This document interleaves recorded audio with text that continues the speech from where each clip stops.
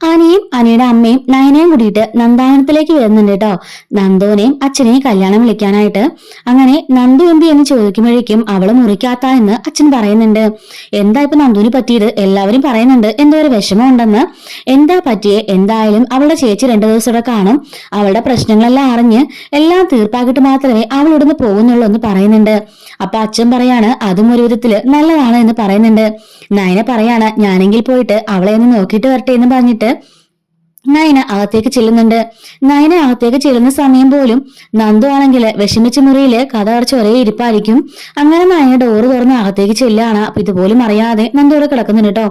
നയന വന്നിട്ട് മോളെ നന്ദു എന്ന് വിളിക്കുമ്പോഴേക്കും ആഹാ ചേച്ചിയോ എപ്പോ വന്നെന്ന് ചോദിക്കുമ്പോ ഞങ്ങളെ വന്നതുപോലും അറിയാതെ മോൾ ഇവിടെ കിടക്കുകയാണോ എന്ന് ചോദിക്കുന്നുണ്ട്. അല്ല ചേച്ചി ഞാൻ വെറുതെ എന്ന് പറയുമ്പോ എന്താ എന്റെ മോക്ക് പറ്റിയേ? അമ്മയൊക്കെ പറഞ്ഞത് ശരി തന്നെയാ, നിനക്ക് എന്തോ സംഭവിച്ചു എന്ന് പറയുന്നുണ്ട്.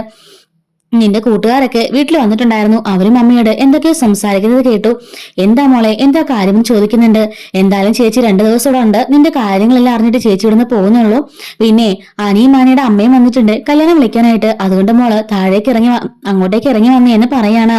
അയ്യോ ഇല്ല ചേച്ചി ഞാൻ അങ്ങോട്ടേക്ക് വരുന്നില്ല എന്ന് നന്ദു പറയാണ്. ഈ സമയത്ത് ജാനകി പറയുന്നുണ്ട് എന്തായാലും നയനെ പോലെ മോളെ കിട്ടി നിങ്ങളെ ഭാഗ്യവാനാ.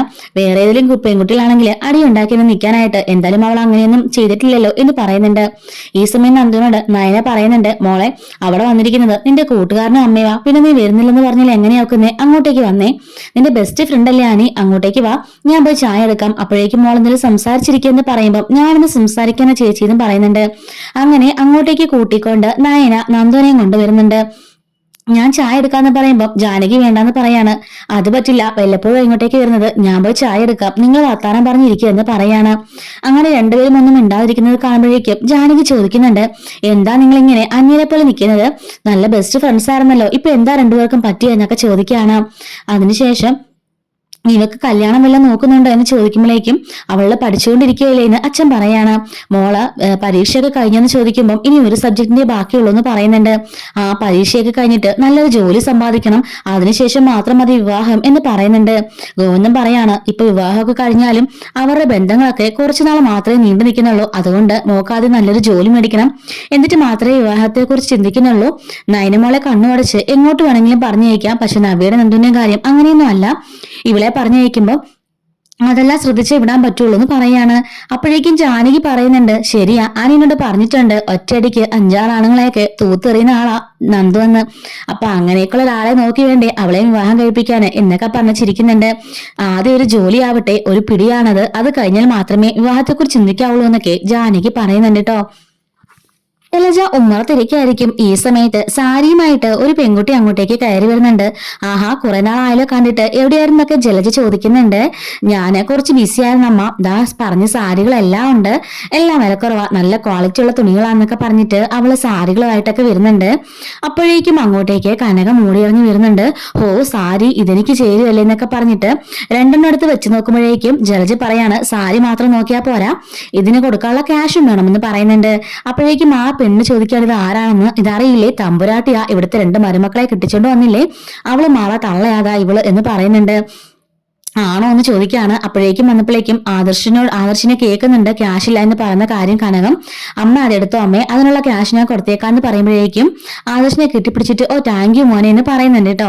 അപ്പോഴേക്കും അങ്ങോട്ടേക്ക് നവ്യ വന്നിട്ട് 5-6 സാരി എടുക്കാണ്.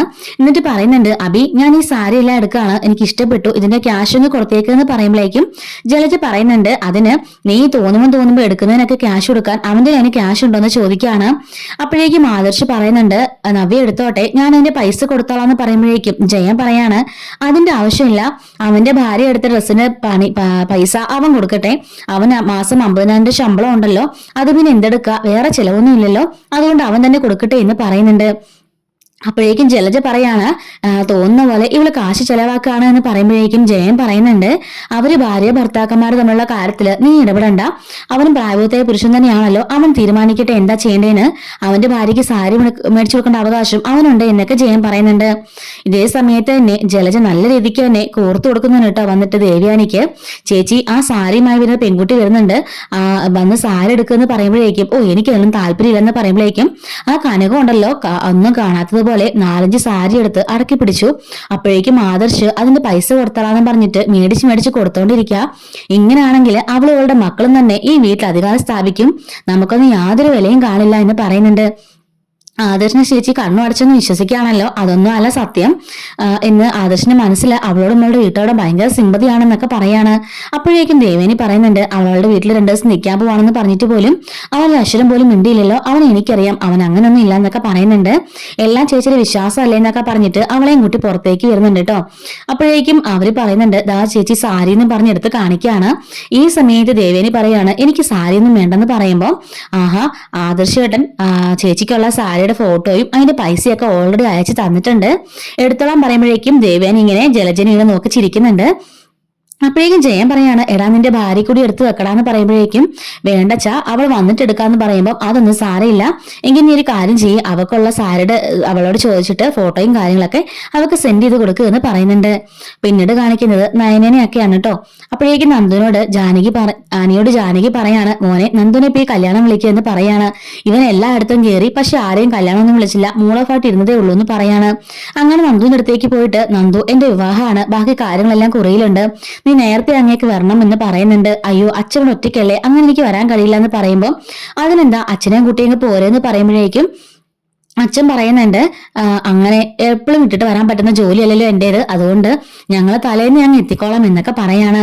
അങ്ങനെ എന്നാ ശരി ഞങ്ങൾ ഇറങ്ങട്ടെ എന്ന് പറഞ്ഞ് ഇറങ്ങുമ്പോഴേക്കും ബാക്കി എല്ലാരും ഇറങ്ങിപ്പോകുന്നുണ്ട്. നന്ദു ഇങ്ങനെ നോക്കി നിൽക്കുകയാണ് അനിയെ. അനി വാതിക്കലേക്ക് ഇറങ്ങി ചെന്നിട്ട് നന്ദുവിനെ തിരിഞ്ഞൊരു നോട്ടം നോക്കുന്നുണ്ട് കേട്ടോ. അവന്റെയും അവളുടെ മനസ്സിലുള്ള വിഷമം മുഴുവനും ആ ഒരു നോട്ടത്തിലൂടെ അവർ പറയുന്നുണ്ട്.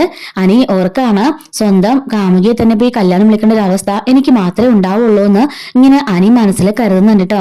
അങ്ങനെ നന്ദുനെ തന്നെ ഇങ്ങനെ വല്ലാത്തൊരു നോട്ടം നോക്കി വിഷമിച്ചുകൊണ്ട് അവൻ അവിടെ നിന്ന് പോകുന്നുണ്ട്. ഇതേ സമയത്ത് തന്നെ മുത്തശ്ശിയും കൂടിയിട്ട് മുത്തശ്ശി അവിടെ മുത്തശ്ശനുള്ള ഗുളികയൊക്കെ എടുത്തോണ്ടിരിക്കുകയാണ്.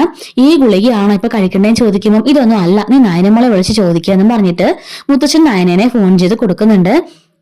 മുത്തശ്ശി ചോദിക്കുകയാണ് മോളെ ഈ സമയത്ത് കഴിക്കേണ്ട ഗുളിക ഏതാണ് എന്ന് ചോദിക്കുന്നുണ്ട്. മുത്തശ്ശി ഒരു മഞ്ഞ ടാബ്ലറ്റ് ഉണ്ടല്ലോ അത് ഹാഫായിട്ട് കൊടുത്താൽ മതി എന്ന് പറയുന്നുണ്ട് കേട്ടോ. ആ സമയത്തൊക്കെ നയന വീട്ടിൽ പെയിന്റ് ചെയ്തുകൊണ്ടിരിക്കുകയായിരിക്കും. അപ്പോഴേക്കും മുത്തശ്ശൻ ചോദിക്കുകയാണ് നയനമോൾ ഇവിടെ ഇല്ലാത്തത് വല്ലാത്ത ബുദ്ധിമുട്ടായി എന്ന് ചോദിക്കുമ്പോഴേക്കും നല്ല ബുദ്ധിമുട്ടുണ്ട്, പക്ഷെ അതവിടെ ആരും മനസ്സിലാക്കുന്നൊന്നും ഇല്ലല്ലോ, എല്ലാവർക്കും അവനവന്റെ കാര്യമല്ലേ വലുത് എന്നൊക്കെ ചോദിക്കുന്നുണ്ട്. അതൊക്കെ മനസ്സിലാക്കാൻ വേണ്ടിയിട്ട് അവളുടെ ഈ 2 ദിവസത്തെ യാത്ര അത് ഉപകരിക്കുമെന്ന് മുത്തശ്ശൻ പറയാണ്. ഇത്രയും നല്ലൊരു പെൺകുട്ടിയെ ഇങ്ങനെ ഇവരൊക്കെ ഒഴിവാക്കുന്നത് എന്തുകൊണ്ടാണെന്ന് എനിക്ക് മനസ്സിലാവുന്നില്ല എന്ന് മുത്തശ്ശൻ പറയാണ്. എന്നിട്ട് മുത്തശ്ശൻ പറയുന്നുണ്ട് 2 ദിവസം എല്ലാം അനുഭവിക്കട്ടെ അപ്പൊ മനസ്സിലായിക്കോളും എന്നൊക്കെ പറയാണ്. നയനമോൾ ഇവിടെ ഇല്ലാത്തത് നല്ല ബുദ്ധിമുട്ടാണല്ലേ എന്ന് മുത്തശ്ശി ചോദിക്കുമ്പോഴേക്കും മുത്തശ്ശൻ പറയാണ് പിന്നല്ലാതെ പണ്ടൊക്കെ ഏതെങ്കിലുമൊക്കെ ബിസിനസ് ടൂറിനൊക്കെ പോയിട്ട് വരുമ്പോൾ കൊച്ചുമക്കളെ കാണാൻ എനിക്കൊരു തിടുക്കായിരുന്നു, ഒരു വല്ലാത്തൊരു ആദ്യമായിരുന്നു അവരെ കുറിച്ച് ഓർക്കുമ്പോൾ. ഇപ്പൊ അതേ സ്ഥാനത്ത് നയനമോള രാവിലെ എനിക്ക് ചായയുമായിട്ട് വന്ന് രാവിലെ മുറ്റത്ത് കോലിടുന്ന എന്റെ കൊച്ചുമരുമോളെ അവളെ ഒരുപാട് മിസ് ചെയ്യുന്നുണ്ട്. കുറച്ചു നേരം ആയെങ്കിൽ പോലും അവളുടെ ശൂന്യത ഈ വീടാകെ നിറഞ്ഞു നിൽക്കുന്നത് പോലെ തോന്നുകയാണ് എന്ന് പറയുന്നുണ്ട്. എന്തായാലും അവൾ 2 ദിവസം മാറി നിൽക്കുന്നത് നല്ലതാ, എല്ലാവരുടെ മനസ്സിൽ ഈ വീട്ടില് നയനയുടെ സ്ഥാനം എന്താണെന്നുള്ളത് എല്ലാവരും ഒന്ന് മനസ്സിലാക്കിയിരിക്കുന്നത് നല്ലതാ എന്നൊക്കെ പറയുന്നുണ്ട് കേട്ടോ. എന്തായാലും നമുക്ക് 2 ദിവസം അഡ്ജസ്റ്റ് ചെയ്യാം, അവൾ വരുമല്ലോ അപ്പോഴേക്കും എന്നൊക്കെ പറയുന്നുണ്ട്. ഡെയിലി സ്റ്റോറി റിവ്യൂസും അതുപോലെ തന്നെ വരാനിരിക്കുന്ന സ്റ്റോറീസ് ഒക്കെ നമ്മുടെ ചാനലിലൂടെ ഡെയിലി അപ്ലോഡ് ചെയ്യുന്നുണ്ട് കേട്ടോ. മിസ് ആവാതിരിക്കാനായിട്ട് ചാനൽ ഇപ്പോൾ തന്നെ സബ്സ്ക്രൈബ് ചെയ്തോളൂ. അതുപോലെ തന്നെ വീഡിയോ ഇഷ്ടമായെങ്കിൽ ആ ലൈക്ക് ബട്ടൺ ഒന്ന് ക്ലിക്ക് ചെയ്ത് സപ്പോർട്ട് ചെയ്യണേ. Thanks for watching.